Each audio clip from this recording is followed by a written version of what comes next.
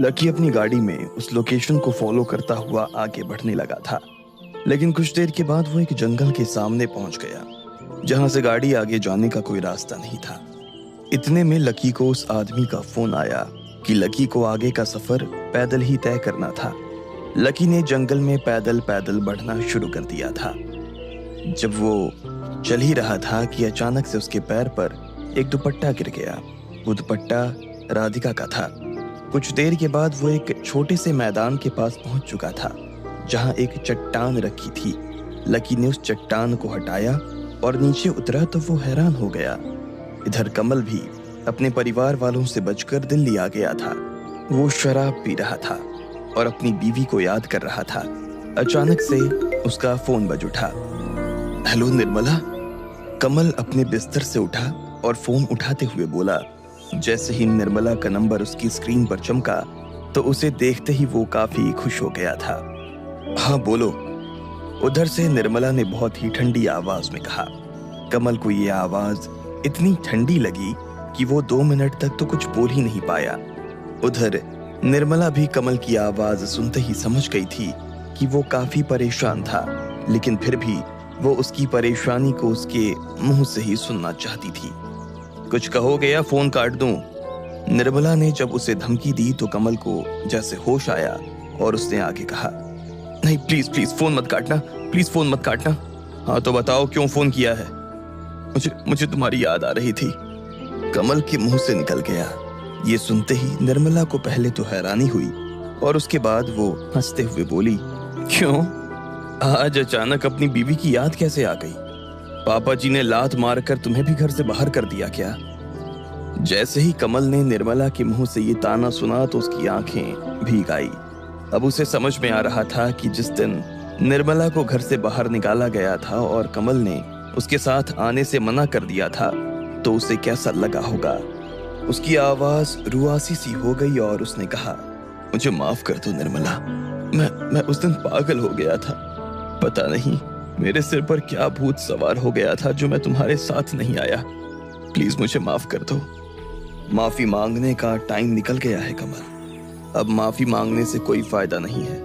Please ऐसा मत कहो, तुम्हें पता है कि अब हम दोनों का इस दुनिया में कोई नहीं है। ऐसे में अगर हम ही एक दूसरे के नहीं हुए तो कौन होगा? मुझे किसी का होने की जरूरत नहीं है, मैं अपने आप में काफी हूँ कमल, पर मैं नहीं हूँ निर्मला। तो इसमें मैं क्या कर सकती हूँ? क्या तुम एक बार मुझसे मिल सकती हो? कमल ने पूछा। निर्मला इस सवाल को सुनकर हैरान हो गई। उसे समझ नहीं आ रहा था कि उसे हाँ कहना चाहिए था या ना।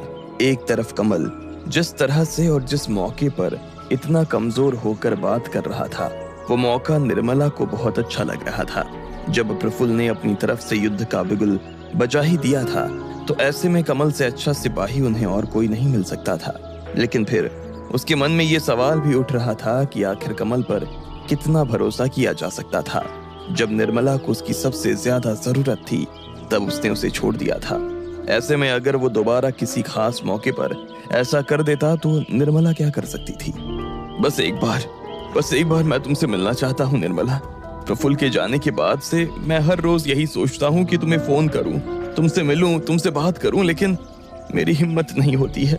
मुझे जब पता चला कि तुम्हें कैंसर है तो मैं अंदर से बुरी तरह से टूट गया, लेकिन पापा जी को देखकर मैंने अपने मन को मारा।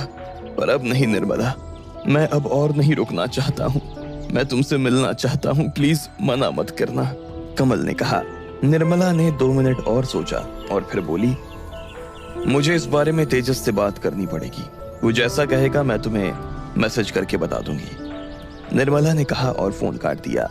वो ये तो समझ चुकी थी कि कमल उससे मिलने के लिए बुरी तरह से तड़प रहा था, लेकिन वो इससे मिलने से पहले प्रफुल्ल से इस बारे में बात करना चाहती थी। अगर प्रफुल्ल उसे हाँ करता तो ही वो उससे मिलने के लिए जाने वाली थी। ये पूरी बात बताने के लिए वो अपने कमरे से निकलकर प्रफुल्ल के कमरे में चली गई। जब उसने प्रफुल्ल को ये सारी बात बताई तो प्रफुल्ल ने कहा, माँ, इसमें कोई शक नहीं है कि पापा बेवकूफ हैं। वो भावुक हो जाते हैं और भावुकता में कोई भी फैसला ले लेते हैं। उस वक्त वो भावुक होकर हमारे खिलाफ हो गए थे और अब भावुक होकर उन लोगों के खिलाफ हो गए हैं। ठीक है, अगर सुबह का भूला शाम को घर आ जाए तो उसे भूला नहीं कहते हैं, प्रफुल्ल ने कहा और निर्मला की तरफ देखकर मुस्कुराने लगा। यानी? निर्मला ने सिर्फ इतना कहा और इतने में प्रफुल्ल ने मुस्कुराते हुए हाँ में सिर हिला दिया। इसके बाद उसने अपनी सिगरेट जलाई और खिड़की के पास आ गया। 2 कश लेने के बाद में उसने कहा, सिर्फ आप ही उनसे मिलने नहीं जाओगी, मैं भी जाऊंगा, लेकिन उन्हें यह नहीं पता चलेगा कि मैं कौन हूं। तो फिर तुम्हारे जाने का फायदा क्या है? मैं बस ये देखना चाहता हूं कि पापा हमारी इस लड़ाई में हमारे कितने काम आ सकते हैं। अगर वो काम आ पाएंगे तो ठीक है, नहीं तो उनकी और आपकी आखिरी मुलाकात होगी, प्रफुल्ल ने कहा और पफ लेकर धुआं खिड़की के बाहर छोड़ दिया। उधर जब निर्मला और प्रफुल्ल ने यह तय कर लिया था कि वो कमल से मिलेंगे, तो इधर लकी भी बेसमेंट की सीढ़ियां उतर कर नीचे आ गया था। उसने अपने सामने जो देखा उसे देखकर उसके होश उड़ गए थे। उसने देखा कि उस बेसमेंट के बीच में कुर्सी रखी हुई थी और उस पर एक टेप रिकॉर्डर पड़ा हुआ था।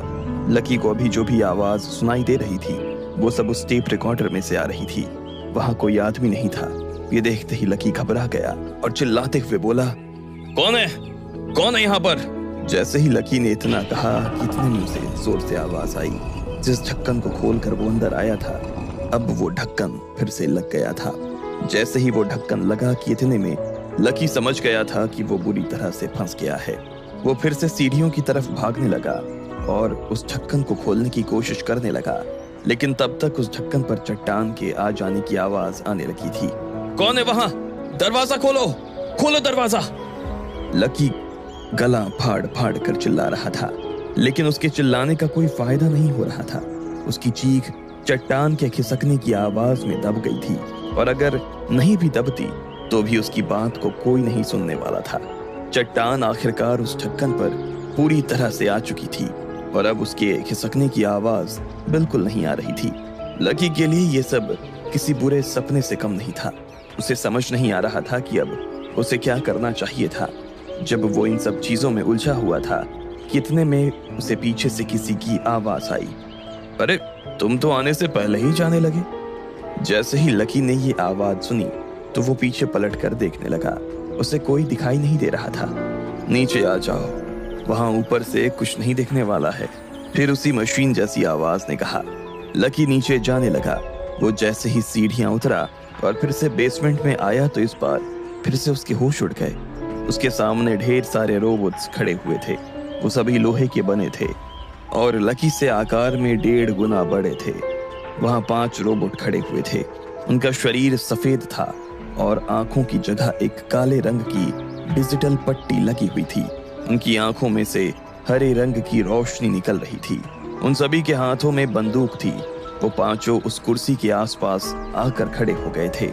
लकी उन्हें देखकर भयंकर घबरा गया था। ये सब हो क्या रहा था उसे समझ में नहीं आ रहा था। इतने में उसे एक रोबोट की आवाज आई, क्या बात है, इतने परेशान क्यों हो? कितना पसीना आ रहा है तुम्हें? एक काम करो, राधिका के दुपट्टे से अपना पसीना पोंछ लो। पानी पियोगे लकी? बड़ी दूर से आए हो, थक गए हो के ना? ओह सॉरी, हमारे पास पानी नहीं है। हमें तो तुम्हारी तरह खाने और पानी की जरूरत नहीं लगती ना। हाँ, हम तो बैटरी से चलते हैं। हमारे अंदर पेट नाम की चीज नहीं है।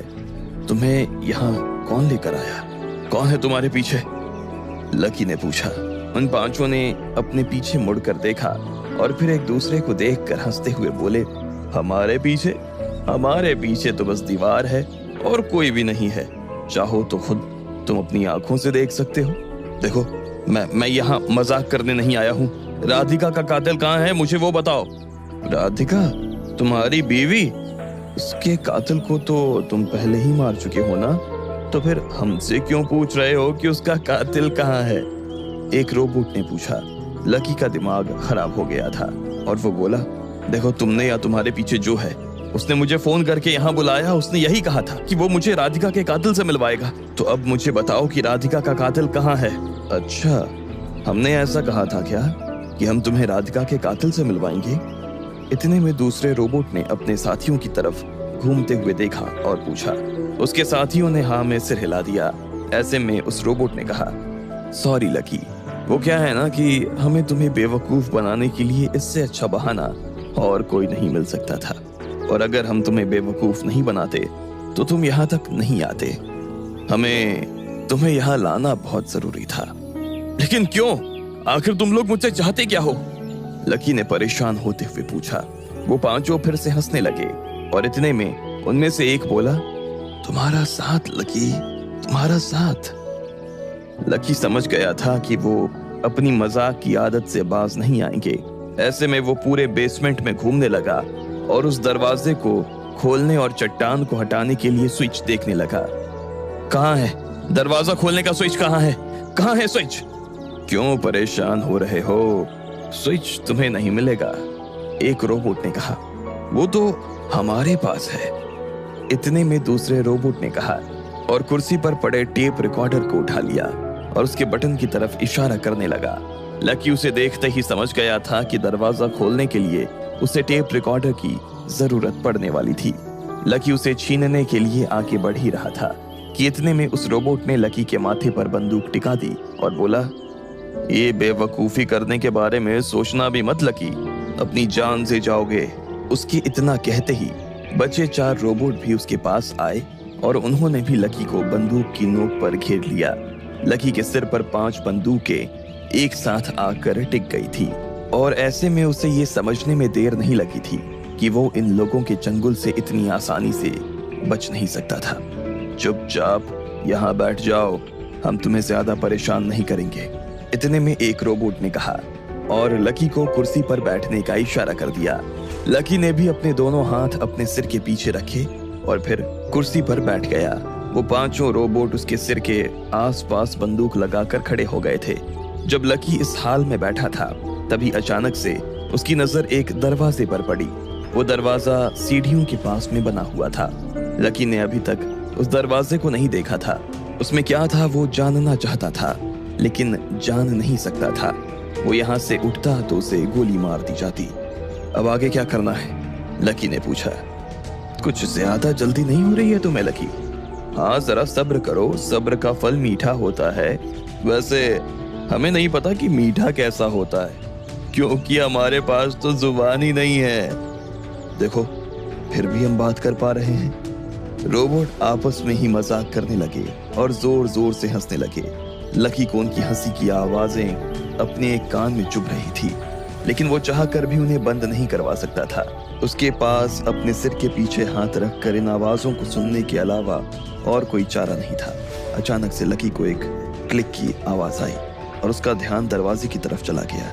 उसने देखा कि दरवाजे का हैंडल खुला था।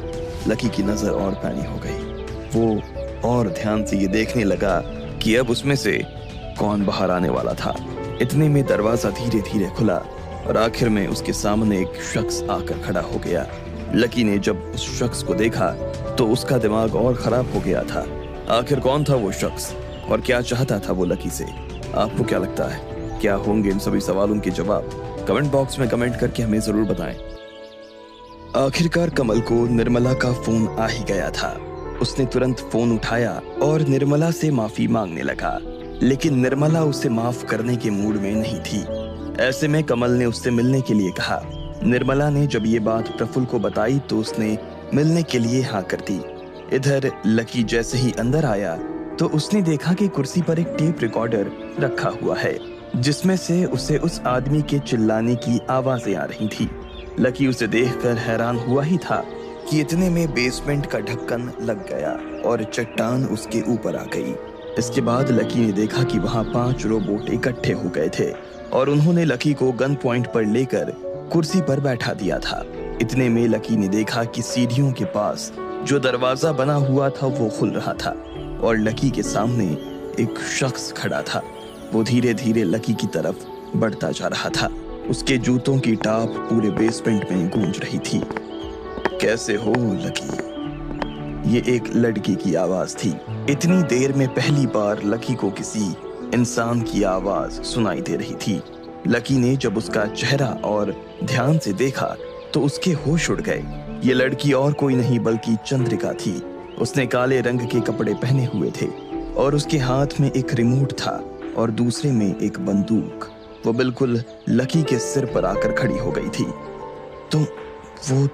तुम थी जिसने मुझे यहाँ बुलाया? लकी ने पूछा। चंद्रिका उसके सवाल पर मुस्कुरा दी और बोली, तुम स्मार्ट तो हो। हाँ, मैंने ही तुम्हें बुलाया था।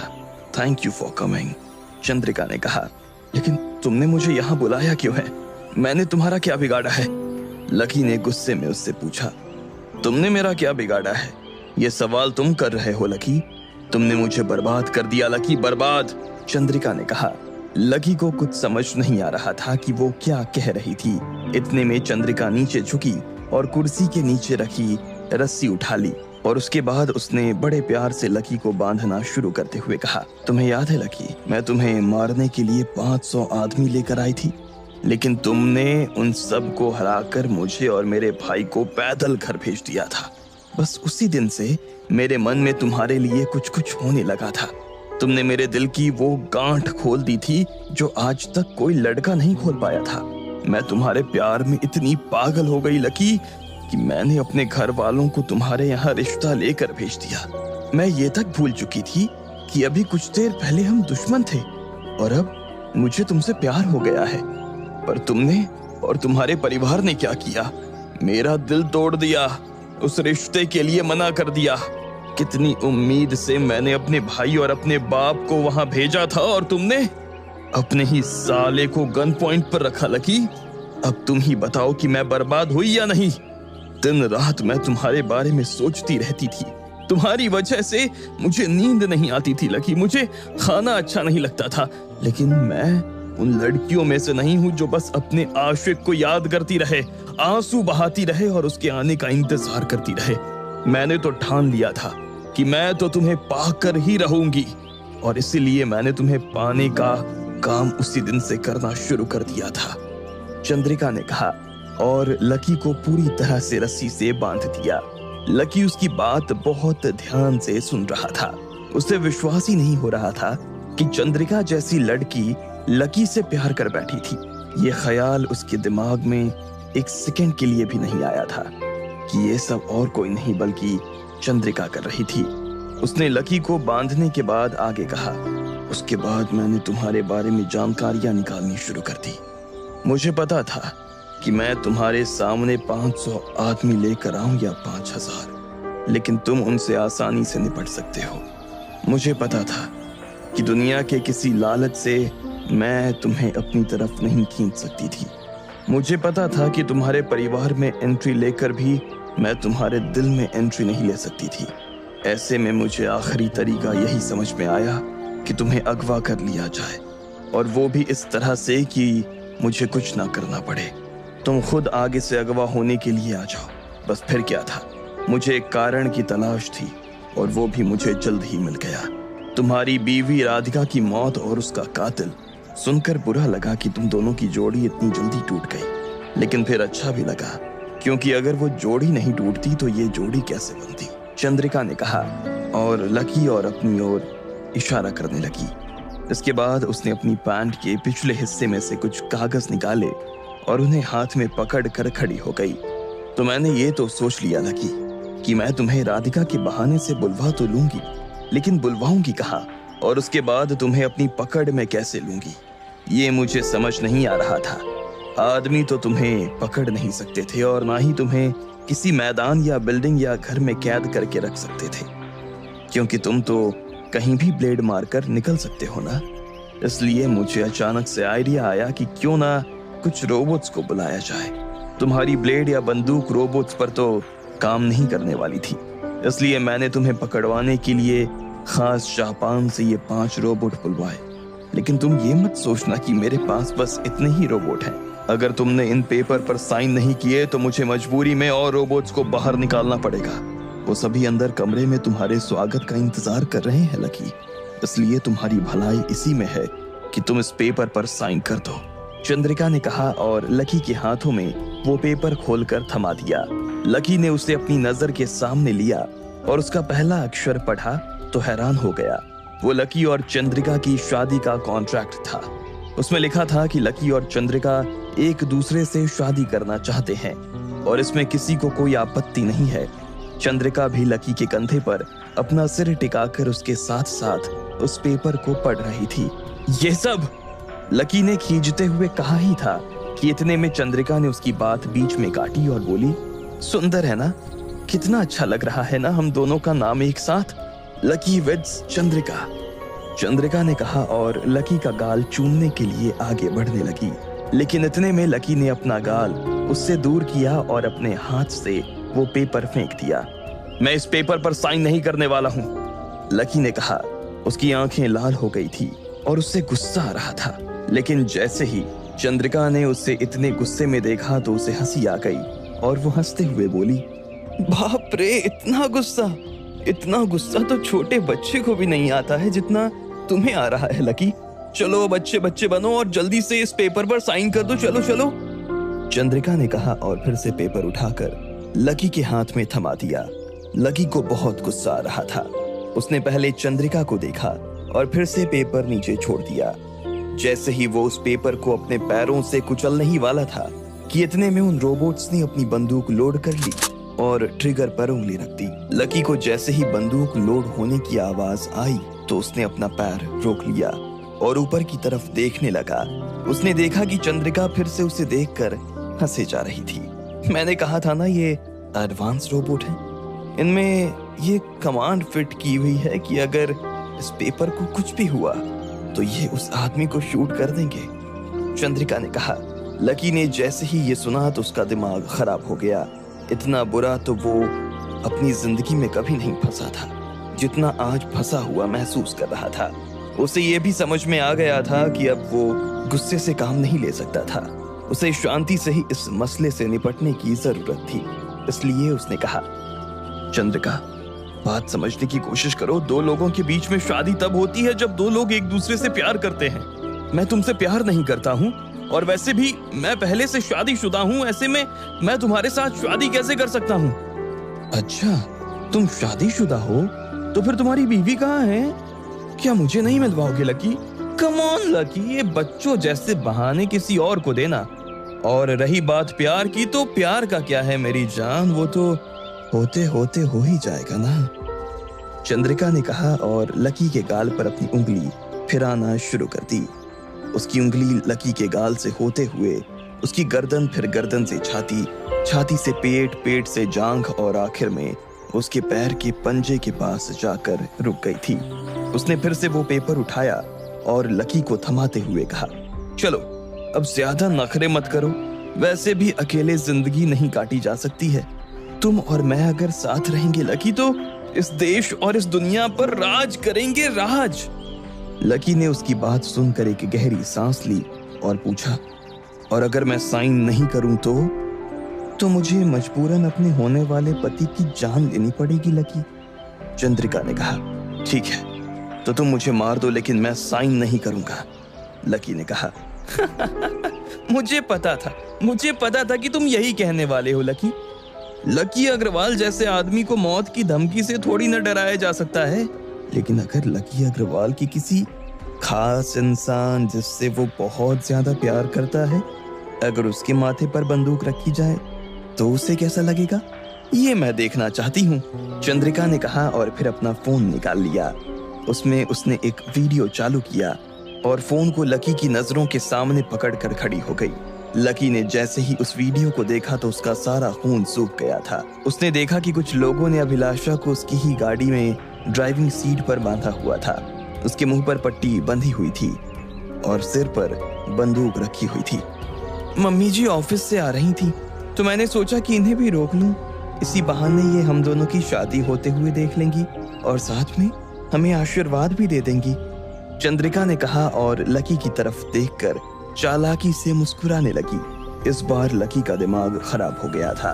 जहां तक वो निशाने पर था वहां तक उसे कोई चिंता नहीं थी, लेकिन जैसे ही अभिलाषा निशाने पर आई तो लकी की आत्मा अंदर से थर-थर कांपने लगी।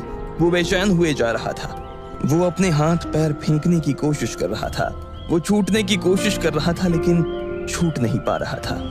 देखो, तुम ये बहुत गलत कर रही हो चंद्रिका। तुम मेरे साथ इस तरह जबरदस्ती नहीं कर सकती हो। तुम्हारी दुश्मनी मेरे साथ है तो फिर मेरी माँ को बंदी क्यों बनाकर रखा है? छोड़ दो उन्हें, लकी ने कहा। Everything is fair in love and war. और वैसे भी तुम साइन कर दोगे तो मैं खुद सासू माँ को छोड़ दूंगी लकी और उनका आशीर्वाद भी ले लूंगी। वैसे एक बात कहूँ लकी, तुम काफी कुछ अपनी मम्मी जैसे दिखते हो, सुंदर से, भोले से, चंद्रिका ने कहा। वो जानती थी कि इस वक्त वो लकी से कुछ भी करवा सकती थी और इसी वजह से वो लकी की टांग खींचने का कोई भी मौका अपने हाथ से नहीं जाने दे रही थी। वहीं लकी बेबस महसूस कर रहा था। इससे ज्यादा लाचार उसने अपनी जिंदगी में कभी महसूस नहीं किया था। उसे कुछ भी समझ नहीं आ रहा था कि अब उसे क्या करना चाहिए था। ज्यादा सोचो मत लकी, जितना सोचोगे उतनी मम्मी जी को तकलीफ होगी ना। फिर हो सकता है कि तुम ज्यादा नखरे दिखाओगे तो पापा जी, चाचा जी, दादाजी और तुम्हारे दोस्तों को भी बंदूक की नोक पर रखना पड़े। अब तुम्हें ऐसी बीवी कहाँ मिलेगी जो इतनी डेयरिंग हो? पहले वाली ऐसी थी क्या? चंद्रिका ने लकी से पूछा। यह सवाल सुनते ही लकी का खून खौल गया था। उसने राधिका के बारे में जैसे ही ये सुना तो उसने अपने सिर से चंद्रिका के सिर पर वार कर दिया। लकी का सिर सीधा चंद्रिका की नाक से जाकर लग गया और वो धक्का खाकर दूर चली गई। उसका सिर झन्ना गया था। इधर जैसे ही इन रोबोट्स ने देखा कि चंद्रिका को चोट लगी है तो उन्होंने बंदूक लोड कर ली और ट्रिगर पर उंगली रख दी। जैसे ही वो लकी पर गोली चलाने वाले थे कि इतने में चंद्रिका ने चिल्लाते हुए कहा, रुक जाओ, स्टॉप। उसकी बात सुनते ही सारे रोबोट्स रुक गए। फिर चंद्रिका ने अपनी नाक पर उंगली रखी तो पाया कि उससे खून आ रहा था। वो खून उसकी उंगलियों पर आ गया था, लेकिन अपना खून देखकर भी चंद्रिका को गुस्सा नहीं आया। उल्टा उसने कहा, वाह लकी, मुझे तो लगा था कि हमारी कोर्ट मैरिज होगी, लेकिन यहाँ तो तुमने मेरी मांग भरने का भी इंतजाम कर दिया है। वैसे दुल्हन के गृह प्रवेश में कुमकुम की थाली रखी जाती है ना? उसकी पैरों की छाप सफेद कपड़े पर लाल कुमकुम से लेते हैं। क्यों ना कुमकुम की जगह खून का इस्तेमाल कर लें? मम्मी जी में भगवान की दया से बहुत खून है। अब जब तुम ट्रेंड बदल ही रहे हो तो ढंग से बदलते हैं ना? चंद्रिका ने कहा। ये सुनते ही लकी सन्न रह गया। अब आगे क्या होने वाला था? क्या लकी चंद्रिका से बच पाएगा या मजबूरी में उसे साइन करना पड़ेगा? आपको क्या लगता है, क्या होंगे इन सभी सवालों के जवाब? कमेंट बॉक्स में कमेंट करके हमें जरूर बताएं। आखिरकार कमल को निर्मला का फोन आ ही गया था। उसने तुरंत फोन उठाया और निर्मला से माफी मांगने लगा, लेकिन निर्मला उसे माफ करने के मूड में नहीं थी। ऐसे में कमल ने उससे मिलने के लिए कहा। निर्मला ने जब ये बात प्रफुल्ल को बताई तो उसने मिलने के लिए हाँ कर दी। इधर लकी जैसे ही अंदर आया तो उसने देखा कि कुर्सी पर एक टेप रिकॉर्डर रखा हुआ है, जिसमें से उसे उस आदमी के चिल्लाने की आवाजें आ रही थी। लकी उसे देखकर हैरान हुआ ही था कि इतने में बेसमेंट का ढक्कन लग गया और चट्टान उसके ऊपर आ गई। इसके बाद लकी ने देखा कि वहां 5 रोबोट इकट्ठे हो गए थे और उन्होंने लकी को गन पॉइंट पर लेकर कुर्सी पर बैठा दिया था। इतने में लकी ने देखा कि सीढ़ियों के पास जो दरवाजा बना हुआ था वो खुल रहा था और लकी के सामने एक शख्स खड़ा था। वो धीरे धीरे लकी की तरफ बढ़ता जा रहा था। उसके जूतों की टाप पूरे बेसमेंट में गूंज रही थी। कैसे हो लकी? ये एक लड़की की आवाज थी। इतनी देर में पहली बार लकी को किसी इंसान की आवाज सुनाई दे रही थी। लकी ने जब उसका चेहरा और ध्यान से देखा तो उसके होश उड़ गए। ये लड़की और कोई नहीं बल्कि चंद्रिका थी। उसने काले रंग के कपड़े पहने हुए थे और उसके हाथ में एक रिमोट था और दूसरे में एक बंदूक। वो बिल्कुल लकी के सिर पर आकर खड़ी हो गई थी। तुम थी जिसने मुझे यहाँ बुलाया? लकी ने पूछा। चंद्रिका उसके सवाल पर मुस्कुरा दी और बोली, तुम स्मार्ट तो हो। हाँ, मैंने ही तुम्हें बुलाया था। Thank you for coming, Chandrika ने कहा। लेकिन तुमने मुझे यहाँ बुलाया क्यों है? मैंने तुम्हारा क्या बिगाड़ा है? लकी ने गुस्से में उससे पूछा। तुमने मेरा क्या बिगाड़ा है? ये सवाल तुम कर रहे हो लकी? तुमने मुझे बर्बाद कर दिया लकी, बर्बाद, चंद्रिका ने कहा। लकी को कुछ समझ नहीं आ रहा था कि वो क्या कह रही थी। इतने में चंद्रिका नीचे झुकी और कुर्सी के नीचे रखी रस्सी उठा ली और उसके बाद उसने बड़े प्यार से लकी को बांधना शुरू करते हुए कहा, तुम्हें याद है लकी, मैं तुम्हें मारने के लिए 500 आदमी लेकर आई थी, लेकिन तुमने उन सब को हराकर मुझे और मेरे भाई को पैदल घर भेज दिया था। बस उसी दिन से मेरे मन में तुम्हारे लिए कुछ कुछ होने लगा था। तुमने मेरे दिल की वो गांठ खोल दी थी जो आज तक कोई लड़का नहीं खोल पाया था। मैं तुम्हारे प्यार में इतनी पागल हो गई लकी कि मैंने अपने घर वालों को तुम्हारे यहाँ रिश्ता लेकर भेज दिया। मैं ये तक भूल चुकी थी कि अभी कुछ देर पहले हम दुश्मन थे और अब मुझे तुमसे प्यार हो गया है। पर तुमने और तुम्हारे परिवार ने क्या किया? मेरा दिल तोड़ दिया, उस रिश्ते के लिए मना कर दिया। कितनी उम्मीद से मैंने अपने भाई और अपने बाप को वहां भेजा था और तुमने अपने ही साले को गन पॉइंट पर रखा लकी। अब तुम ही बताओ कि मैं बर्बाद हुई या नहीं। दिन रात मैं तुम्हारे बारे में सोचती रहती थी। तुम्हारी वजह से मुझे नींद नहीं आती थी लकी, मुझे खाना अच्छा नहीं लगता था। लेकिन मैं उन लड़कियों में से नहीं हूं जो बस अपने आशिक को याद करती रहे, आंसू बहाती रहे और उसके आने का इंतजार करती रहे। मैंने तो ठान लिया था कि मैं तो तुम्हें पाकर ही रहूंगी और इसीलिए मैंने तुम्हें पाने का काम उसी दिन से करना शुरू कर दिया था, चंद्रिका ने कहा और लकी को पूरी तरह से रस्सी से बांध दिया। लकी उसकी बात बहुत ध्यान से सुन रहा था। उसे विश्वास ही नहीं हो रहा था कि चंद्रिका जैसी लड़की लकी से प्यार कर बैठी थी। ये ख्याल उसके दिमाग में एक सेकंड के लिए भी नहीं आया था कि ये सब और कोई नहीं बल्कि चंद्रिका कर रही थी। उसने लकी को बांधने के बाद आगे कहा, उसके बाद मैंने तुम्हारे बारे में जानकारियां निकालनी शुरू कर दी। मुझे पता था कि मैं तुम्हारे सामने 500 आदमी लेकर आऊं या 5000, लेकिन तुम उनसे आसानी से निपट सकते हो। मुझे पता था कि दुनिया के किसी लालच से मैं तुम्हें अपनी तरफ नहीं खींच सकती थी। मुझे पता था कि तुम्हारे परिवार में एंट्री लेकर भी मैं तुम्हारे दिल में एंट्री नहीं ले सकती थी। ऐसे में मुझे आखिरी तरीका यही समझ में आया कि तुम्हें अगवा कर लिया जाए, और वो भी इस तरह से कि मुझे कुछ ना करना पड़े। तुम खुद आगे से अगवा होने के लिए आ जाओ। बस फिर क्या था, मुझे एक कारण की तलाश थी और वो भी मुझे जल्द ही मिल गया। तुम्हारी बीवी राधिका की मौत और उसका कातिल सुनकर बुरा लगा कि तुम दोनों की जोड़ी इतनी जल्दी टूट गई, लेकिन फिर अच्छा भी लगा क्योंकि अगर वो जोड़ी नहीं टूटती तो ये जोड़ी कैसे बनती, चंद्रिका ने कहा और लकी और अपनी ओर इशारा करने लगी। इसके बाद उसने अपनी पैंट के पिछले हिस्से में से कुछ कागज निकाले और उन्हें हाथ में पकड़ कर खड़ी हो गई। तो मैंने ये तो सोच लिया लकी कि मैं तुम्हें राधिका के बहाने से बुलवा तो लूंगी, लेकिन बुलवाऊंगी कहाँ और उसके बाद तुम्हें अपनी पकड़ में कैसे लूंगी, ये मुझे समझ नहीं आ रहा था। आदमी तो तुम्हें पकड़ नहीं सकते थे और ना ही तुम्हें किसी मैदान या बिल्डिंग या घर में कैद करके रख सकते थे, क्योंकि तुम तो कहीं भी ब्लेड मारकर निकल सकते हो ना। इसलिए मुझे अचानक से आइडिया आया कि क्यों ना कुछ रोबोट्स को बुलाया जाए। तुम्हारी ब्लेड या बंदूक रोबोट्स पर तो काम नहीं करने वाली थी, इसलिए मैंने तुम्हें पकड़वाने के लिए खास जापान से ये 5 रोबोट बुलवाए। लेकिन तुम ये मत सोचना कि मेरे पास बस इतने ही रोबोट हैं। अगर तुमने इन पेपर पर साइन नहीं किए तो मुझे मजबूरी में और रोबोट्स को बाहर निकालना पड़ेगा। वो सभी अंदर कमरे में तुम्हारे स्वागत का इंतजार कर रहे हैं लकी, इसलिए तुम्हारी भलाई इसी में है कि तुम इस पेपर पर साइन कर दो, चंद्रिका ने कहा और लकी के हाथों में वो पेपर खोलकर थमा दिया। लकी ने उसे अपनी नजर के सामने लिया और उसका पहला अक्षर पढ़ा तो हैरान हो गया। वो लकी और चंद्रिका की शादी का कॉन्ट्रैक्ट था। उसमें लिखा था कि लकी और चंद्रिका एक दूसरे से शादी करना चाहते हैं और इसमें किसी को कोई आपत्ति नहीं है। चंद्रिका भी लकी के कंधे पर अपना सिर टिकाकर उसके साथ साथ उस पेपर को पढ़ रही थी।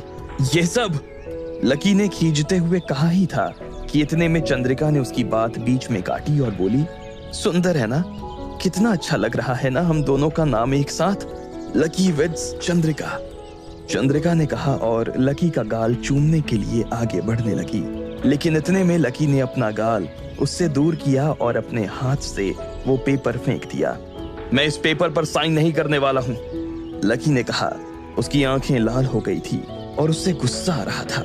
लेकिन जैसे ही चंद्रिका ने उसे इतने गुस्से में देखा तो उसे हंसी आ गई और वो हंसते हुए बोली, बाप रे, इतना गुस्सा तो छोटे बच्चे को भी नहीं आता है जितना तुम्हें आ रहा है लकी। चलो बच्चे बनो और जल्दी से इस पेपर पर साइन कर दो, चलो, चंद्रिका ने कहा और फिर से पेपर उठाकर लकी के हाथ में थमा दिया। लकी को बहुत गुस्सा आ रहा था। उसने पहले चंद्रिका को देखा और फिर से पेपर नीचे छोड़ दिया। जैसे ही वो उस पेपर को अपने पैरों से कुचलने ही वाला था कि इतने में उन रोबोट्स ने अपनी बंदूक लोड कर ली और ट्रिगर पर उंगली रख दी। लकी को जैसे ही बंदूक लोड होने की आवाज आई तो उसने अपना पैर रोक लिया और ऊपर की तरफ देखने लगा।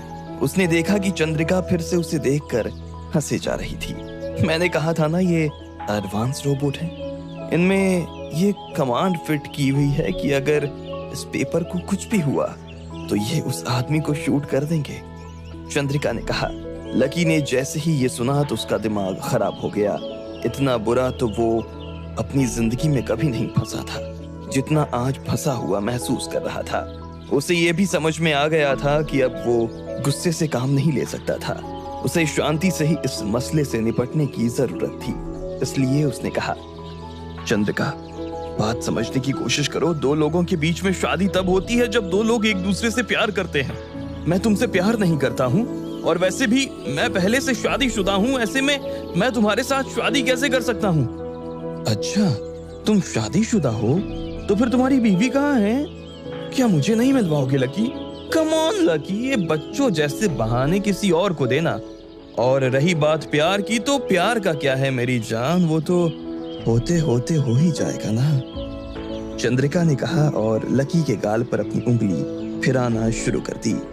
उसकी उंगली लकी के गाल से होते हुए उसकी गर्दन, फिर गर्दन से छाती, छाती से पेट, पेट से जांघ और आखिर में उसके पैर के पंजे के पास जाकर रुक गई थी। उसने फिर से वो पेपर उठाया और लकी को थमाते हुए कहा, चलो अब ज्यादा नखरे मत करो। वैसे भी अकेले जिंदगी नहीं काटी जा सकती है। तुम और मैं अगर साथ रहेंगे लकी, तो इस देश और इस दुनिया पर राज करेंगे, राज। लकी ने उसकी बात सुनकर एक गहरी सांस ली और पूछा, और अगर मैं साइन नहीं करूं तो मुझे मजबूरन अपने होने वाले पति की जान लेनी पड़ेगी लकी, चंद्रिका ने कहा। ठीक है, तो तुम मुझे मार दो, लेकिन मैं साइन नहीं करूंगा, लकी ने कहा। मुझे पता था कि तुम यही कहने वाले हो लकी।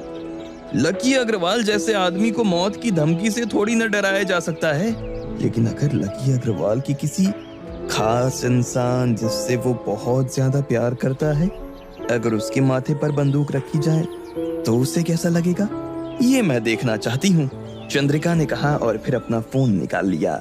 उसमें उसने एक वीडियो चालू किया और फोन को लकी की नजरों के सामने पकड़कर खड़ी हो गई। लकी ने जैसे ही उस वीडियो को देखा तो उसका सारा खून सूख गया था। उसने देखा कि कुछ लोगों ने अभिलाषा को उसकी ही गाड़ी में ड्राइविंग सीट पर बांधा हुआ था। उसके मुंह पर पट्टी बंधी हुई थी और सिर पर बंदूक रखी हुई थी। मम्मी जी ऑफिस से आ रही थी तो मैंने सोचा कि इन्हें भी रोक लूं। इसी बहाने ये हम दोनों की शादी होते हुए देख लेंगी और साथ में हमें आशीर्वाद भी दे देंगी, चंद्रिका ने कहा और लकी की तरफ देखकर चालाकी से मुस्कुराने लगी। इस बार लकी का दिमाग खराब हो गया था।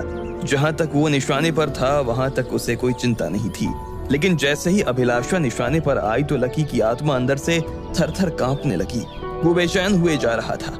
वो अपने हाथ पैर फेंकने की कोशिश कर रहा था, वो छूटने की कोशिश कर रहा था, लेकिन छूट नहीं पा रहा था। देखो, तुम ये बहुत गलत कर रही हो चंद्रिका। तुम मेरे साथ इस तरह जबरदस्ती नहीं कर सकती हो।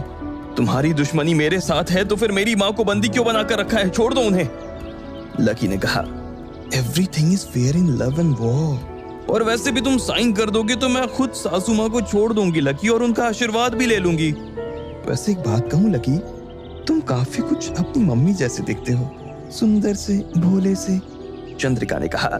वो जानती थी कि इस वक्त वो लकी से कुछ भी करवा सकती थी और इसी वजह से वो लकी की टांग खींचने का कोई भी मौका अपने हाथ से नहीं जाने दे रही थी। वहीं लकी बेबस महसूस कर रहा था। इससे ज्यादा लाचार उसने अपनी जिंदगी में कभी महसूस नहीं किया था। उसे कुछ भी समझ नहीं आ रहा था कि अब उसे क्या करना चाहिए था। ज्यादा सोचो मत लकी, जितना सोचोगे उतनी मम्मी जी को तकलीफ होगी ना। फिर हो सकता है कि तुम ज्यादा नखरे दिखाओगे तो पापा जी, चाचा जी, दादाजी और तुम्हारे दोस्तों को भी बंदूक की नोक पर रखना पड़े। अब तुम्हें ऐसी बीवी कहाँ मिलेगी जो इतनी डेयरिंग हो? पहले वाली ऐसी थी क्या? चंद्रिका ने लकी से पूछा। यह सवाल सुनते ही लकी का खून खौल गया था। उसने राधिका के बारे में जैसे ही ये सुना तो उसने अपने सिर से चंद्रिका के सिर पर वार कर दिया। लकी का सिर सीधा चंद्रिका की नाक से जाकर लग गया और वो धक्का खाकर दूर चली गई। उसका सिर झन्ना गया था। इधर जैसे ही इन रोबोट्स ने देखा कि चंद्रिका को चोट लगी है तो उन्होंने बंदूक लोड कर ली और ट्रिगर पर उंगली रख दी। जैसे ही वो लकी पर गोली चलाने वाले थे कि इतने में चंद्रिका ने चिल्लाते हुए कहा, रुक जाओ, स्टॉप। उसकी बात सुनते ही सारे रोबोट्स रुक गए। फिर चंद्रिका ने अपनी नाक पर उंगली रखी तो पाया कि उससे खून आ रहा था। वो खून उसकी उंगलियों पर आ गया था, लेकिन अपना खून देखकर भी चंद्रिका को गुस्सा नहीं आया। उल्टा उसने कहा, वाह लकी, मुझे तो लगा था कि हमारी कोर्ट मैरिज होगी, लेकिन यहाँ तो तुमने मेरी मांग भरने का भी इंतजाम कर दिया है। वैसे दुल्हन के गृह प्रवेश में कुमकुम की थाली रखी जाती है ना? उसके पैरों की छाप सफेद कपड़े पर लाल कुमकुम से लेते हैं। क्यों ना कुमकुम की जगह खून का इस्तेमाल कर लें? मम्मी जी में भगवान की दया से बहुत खून है। अब जब तुम ट्रेंड बदल ही रहे हो तो ढंग से बदलते हैं ना? चंद्रिका ने कहा। ये सुनते ही लकी सन्न रह गया। अब आगे क्या होने वाला था? क्या लकी चंद्रिका से बच पाएगा या मजबूरी में उसे साइन करना पड़ेगा? आपको क्या लगता है, क्या होंगे इन सभी सवालों के जवाब? कमेंट बॉक्स में कमेंट करके हमें जरूर बताएं।